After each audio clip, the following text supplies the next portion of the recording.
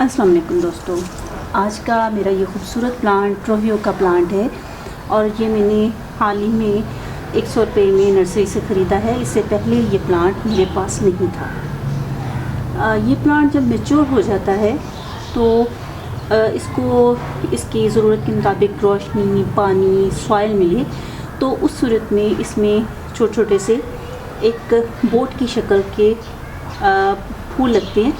ऐसे लगता है कि जैसे एक छोटी सी नाव हो। इसी मुनासबत से इसको बोट प्लांट भी कहते हैं। ये प्लांट जो है इसकी ग्रोथ काफ़ी अच्छी होती है, तेज़ी से होती है और इसकी हाइट जो है 1 से 1.5 फुट तक हो जाती है।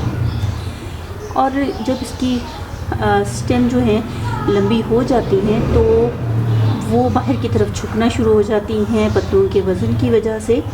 तो ये वो टाइम होता है जिस वक्त आपने इसकी प्रूनिंग करनी होती है ताकि आपका प्लांट शेप में रहे, खूबसूरत रहे और उन कटी हुई कटिंग से आप न्यू प्लांट की प्रोपगेशन जो है बहुत आसानी से कर सकते हैं।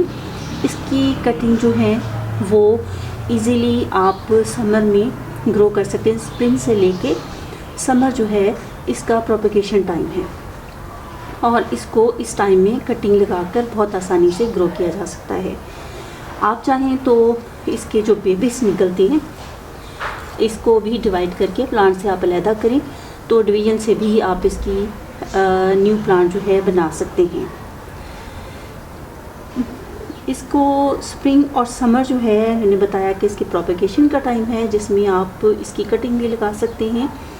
और इस प्लांट के लिए जो एक चीज़ सबसे ज़्यादा ज़रूरी है वो इसका अपने वाटरिंग शेड्यूल का ख्याल रखना है। ये एक हार्डी प्लांट है और पानी की कई दिनों की कमी को ये समर में भी बर्दाश्त कर सकता है। लेकिन आपका प्लांट अगर अंडर वाटर होगा तो ये प्लांट सरवाइव कर जाएगा, लेकिन अगर ओवर वाटरिंग होगी तो आपका ये खूबसूरत प्लांट जो है ज़ाया भी हो सकता है, इसकी रूट्स रोट हो सकती हैं, इसको कई फंगल प्रॉब्लम भी हो सकते हैं। तो इस सिचुएशन से बचने के लिए ओवर वाटरिंग से गुरेज करें। समर में आप इसको जब इसकी सॉइल तकरीबन 2 से 3 इंच तक ड्राई हो तो आप उस वक्त इसे पानी देंगे।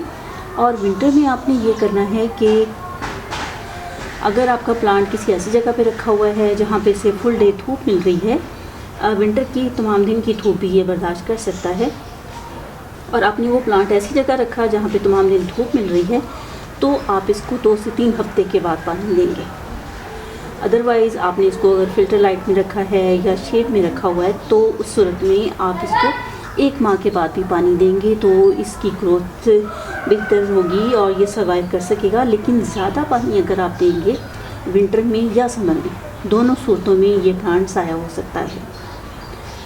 इसी तरह समर में आप इसको ऐसी जगह पे रखें जहाँ पे इसको मॉर्निंग या इवनिंग की सनलाइट मिल रही है तो इसके लिए अच्छा है।